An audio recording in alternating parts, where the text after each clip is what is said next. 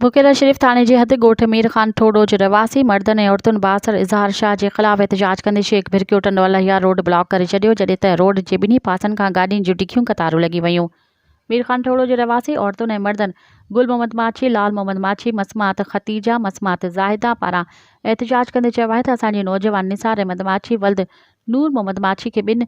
ॾींहनि खां अलावा इलाइक़े जे बासर धुर इज़हार शाह वल्द ग़ुलाम हैदर शाह पारां शहर ईंदे चिंची रक्षा मां लाहे मुबैना तौर अगवा करे बांधी बणाए वियो आहे, जंहिंखे आज़ादु कराए वञे। एहतजाज कंदड़ औरतुनि जो वधीक चवणु आहे त बासर धुर इज़हार शाह में चोरी जे इल्ज़ाम हेठि असांजो नौजवान निसार अहमद माछी खे मुबैना तौर अगवा करे